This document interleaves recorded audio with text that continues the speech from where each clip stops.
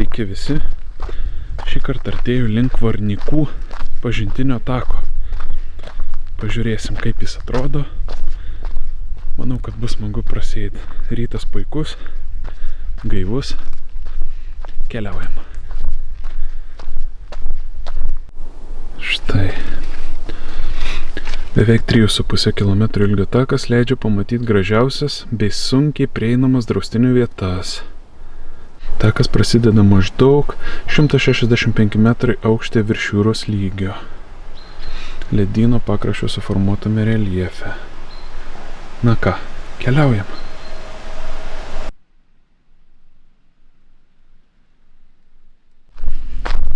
O iš pat pradžių tako kokia atodanga. Paukštis pasitinka, išskaptuotas. Pirma statelė. Ledynų suformuotas stačiašlaitė dauba, kurios gylis yra apie 15 metrų. Daubos dugnas yra žemiau 150 metrų absoliutinio aukščio. Vos 1 metro aukščiau nei Trakų ežeryno didžiųjų ežerų vandens lygis. Vasarą gylį mažina jos dugne augančių stambiųjų šakų sąžalynas. Štai. Aišku, per kamerą sunku parodyti tą gylį. Iš tikrųjų, tai atrodo gana įspūdingai, gyvai žvelgiant.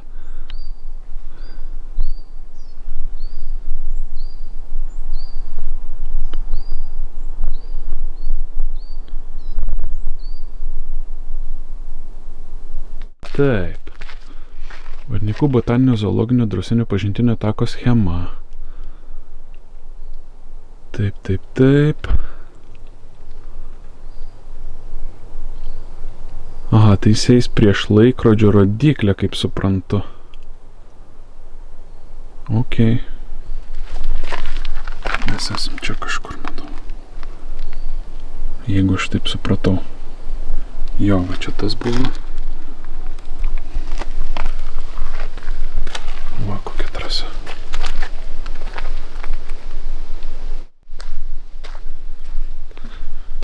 Štai, ko gero, vat. Šitas ženklas sako, kad mes jau pradedame tik dabar. Varnikų pažintinis takas. Na ką, ir žygiuojam.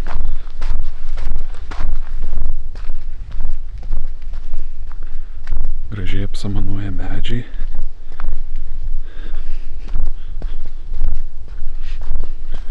Ir akmenys, kaipgi be jų.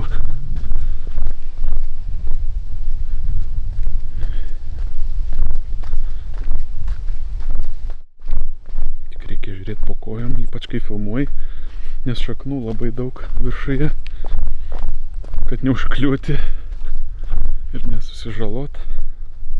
Va kokios šaknys, kaip laiptai.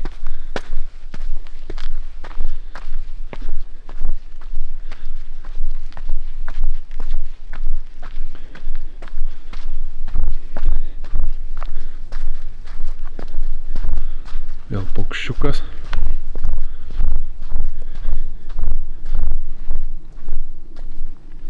Antra stotelė. Palyginkite du skirtingus miško tipus. Dešinėje tako pusė eilėmis pasodintas 40 metų amžiaus pušynas, kairėje senas natūraliai susiformavęs mišrus miškas su samanotais 130 metų skaičiuojančiais ąžuolais, senomis pušimis ir eglėmis. Nagi, palyginam. Dešinėje sodintas ir kairėje natūraliai užaugęs. Taip lygtai.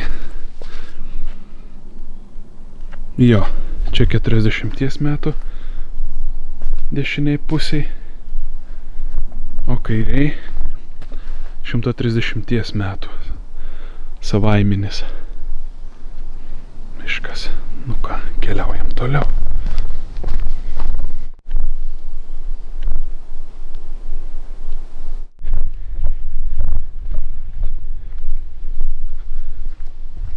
Naujesnis miškas ir senesnis miškas. senesnis, gražesnis netgi.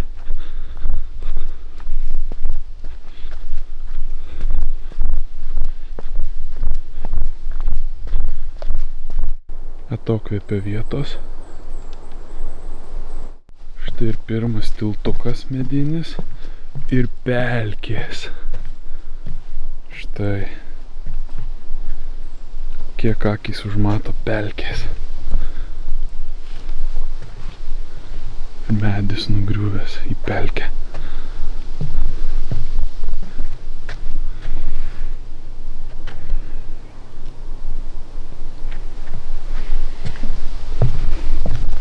Šiaip įspūdinga vieta.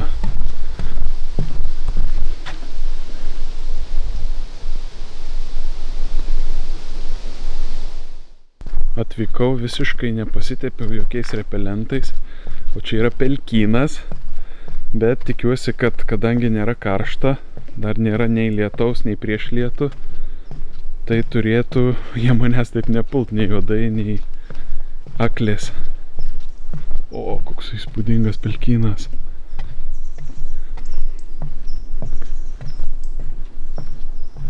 Bet įdomus jausmas toks, kai ne virš pelkės.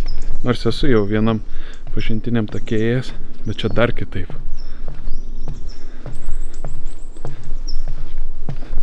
Čia mėlynės. O, kiek čia būtų mėlynų. Ir žalčių turėtų būti, gal net angių.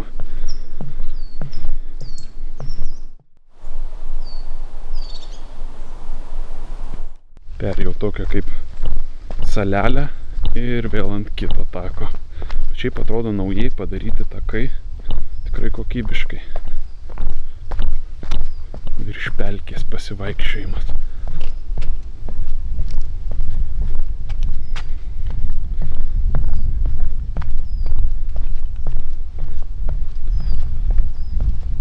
Beržynai daugiausia ir pušys.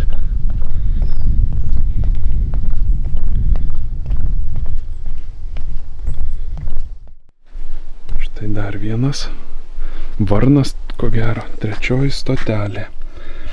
Stebėkite, kaip žemėjant reljefui miškas pamažu pereina į pelkę. Sausumoje augantį mišką keičia pelkinis miškas, kuriame vyrauja pušys ir beržai, kaip ir pastebėjau jau. Gausiai auga gailiai, būdinga ištisinė samanų danga, tinkama daug aukštapelkėms būdingų augalų rūšių. Siauralapės balžuvos, pelkinės, liūnsargės ir kiti.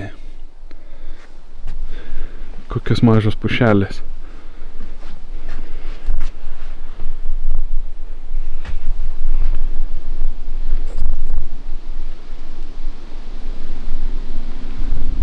Štai iš ten ateinam ir keliaujam toliau.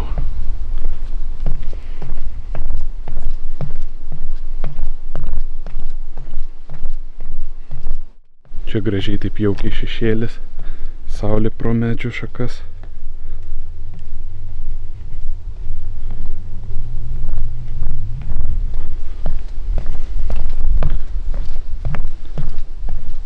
Bet tikrai džiaugiuosi, kad pataikiau labai puikią dieną. Sekmadienis ankstus, gana rytas, žmonių dar nėra labai daug ir gana gaivus, malonus oras.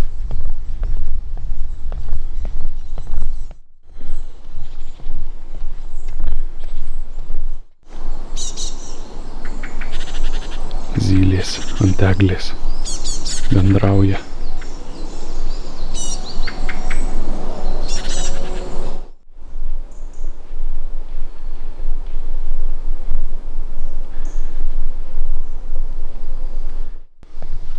Ir tai yra ketvirtoji stotelė, kuri mums sako, kad pelkiniai miškai mažai vertingi ūkinių požiūrių, tačiau svarbus biologiniai įvairoviai. Tokie miškai atitinka Natura 2000 buveinėms keliamus reikalavimus, saugomi Europos mastu kaip ir seni miškai bei įvairių tipų pelkės. Miškiniai pataisai daugumai pažįstami kaip įprasta Velykų stalo puošmena, kurios derėtų atsisakyti, nes pataisus skinti draudžiama, išskyrus jų sporinės varputės, renkamas vaistiniai žaliavai, nes pataisai auga labai lėtai ir išnaikinti labai nebeauga. O šitų negalima, sako. Dabar priėjau susikirtimą, pažiūrėsiu, kas dešiniai pusiai. Poilsio vieta matau. Ir ten matau dar varną. Ai, čia toliau ir niekur neina praeit. Tai viskas gerai, reiks eiti į kairę. 5. stotelė. Pieva visiškai kitokia buveinė, nei anksčiau stebėtos, skirtingai nei miškas.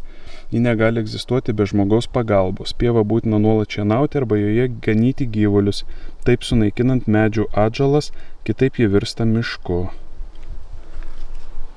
Natūrali pieva, štai pavyzdys.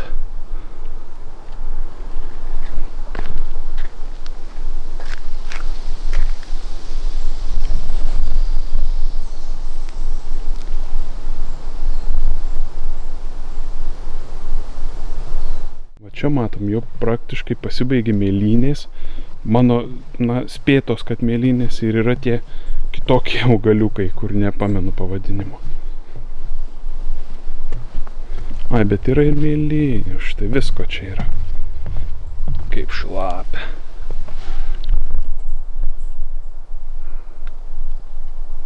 Toks kaip purvas. Na ką, einam toliau.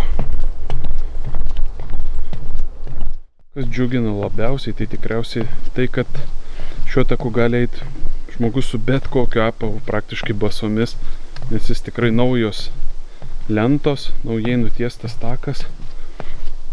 Puikiai vieta šeimoms su vaikais. Labai labai patogu vaikščiot. O čia jau pasikeičia. Pelkė tokia šabakštinuota, sakyčiau. Štai. Abiejose pusėse.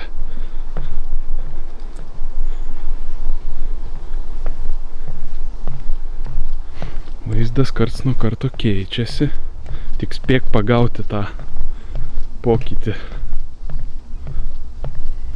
Štai nulipau nuo tako ir vėl į tokią šaknų pasaulį, kaip sakant, tokį nulipi. Ir vėl eiti žemė tenka. Štai dar vienas varnas ir 6. stotelė. Mišraus miško trake išsiskiria pavasarį baltais žiedais, o rudenį geltonais, uogas primenančiais obuoliukais pasipuošęs krūmas. Tai ziboldo obelis. Adventyvinė rūšis dėl žmogaus įtakos plintanti natūralioje gamtoje. Jie platina paukščiai lesantis vaisius ir išbarsantis sėklas. Auga greičiau už vietinės medžių ir krūmų rūšis, todėl labai išplito aplink senąjį mišką pasodintose jaunuolynuose. O žemapelkės pakraščiuose susiformavo ištisiniai šio augalo sąžalynai.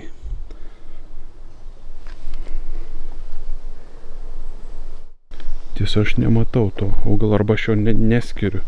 Gal kai nėra vaisių, sunkiau atskirti gerokai. Bet va, kokių gražių augaliukų yra. Kaip įdomiai išsišakojęs beržas. Na, dar tokio nemačiau iš tikrųjų, kad taip iš šonus. O gal čia net, atsiprašau, čia net ne beržas. Bet kokiu atveju kažkoks medis labai įdomiai taip įsišakojęs, kaip gėlė kokia tai.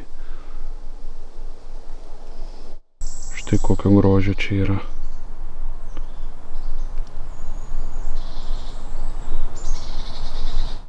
Na gerai, čia jau su bet kokia avalinė, nors dar teoriškai galima praeiti, bet jau geriau turėti čia normalią avalinę, kaip sakant. Nes šaknis, žemė, šalta būtų eiti basiems, o to labiau. Na, su tapkėmis galima, šlepetėmis kokiomis pležo, bet iš principo geriau jau turistinė avalinė.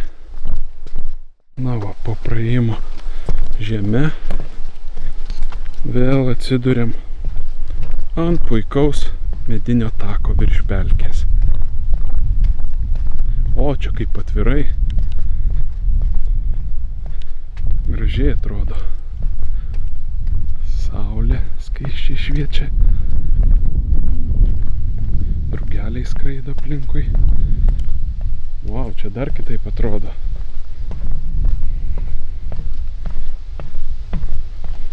Laumžirgiai geras. O, kad susikovė, ar ką jie ten daro. Drugelis. O ten jau kaip bala, kaip ežeriukas. Oho, čia ir gylio yra, jau čia įkris geriau nesinorėtų.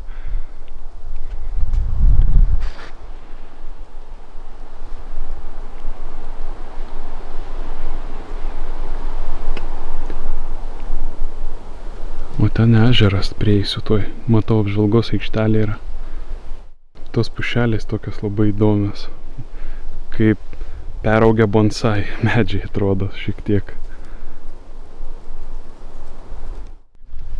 Štai ir apžvalgos aikštelė, nuo kurios matysime tvenkinį, tai yra tiksliau, nežinau, ežerą. Kasgi čia yra, toj paskaitysim, manau.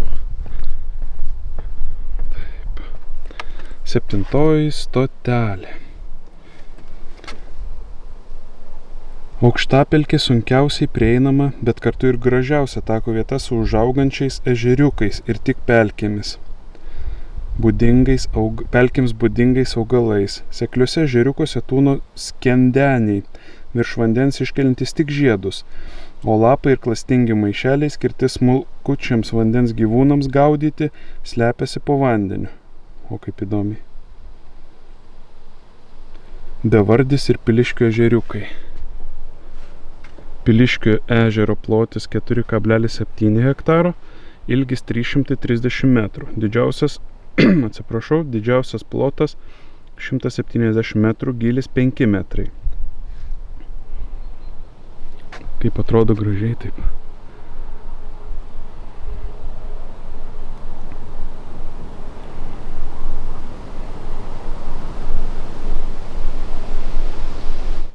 Tai ir iš karto baigėsi vėl medinis takas. Man tokie faini tie akmeniniai perėjimai į žemės dalį, kaip sakant.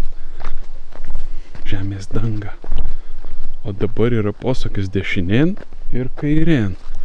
Na, kiek mačiau visą laiką prieš laikrodžio rodiklį, tai aš einu kairėn.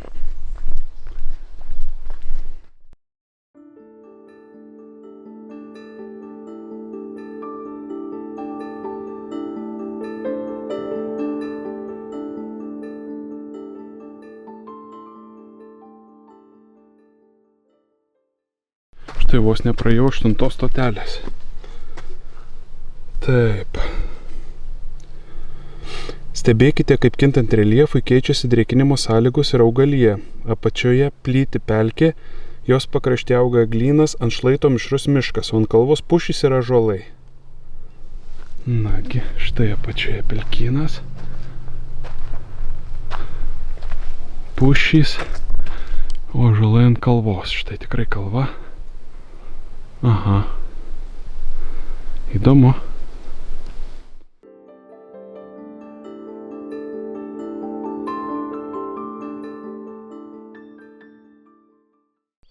Lietuvos miškai žalėsis mūsų turtas.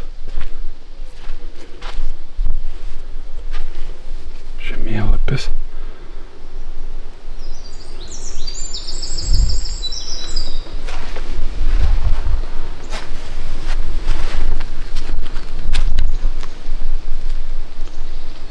Dabar tenka paeiti jau tiesiog miško keliuku, kur automobiliai važinėja, žvyrkeliuku tokiu. Kokie medžiai, aplinkui augmenija. Paukščiai čiulba, kai kurie nudžiūvę medžiai štai. Visko čia gausu. Čia kaip mėšlavabalis.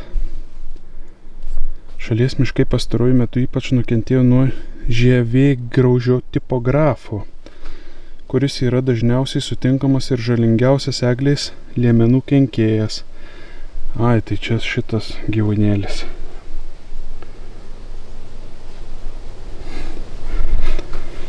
Eglėse pradeda apsigyventi gegužės mėnesio antroje pusėje ir esant palankioms oro sąlygoms jas gali pulti visą vasarą.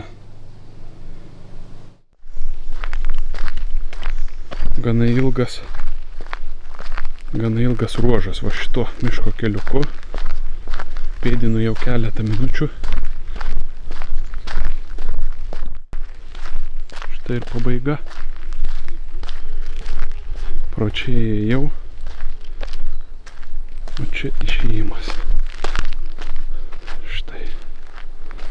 Tai šiam kartui būtų tiek.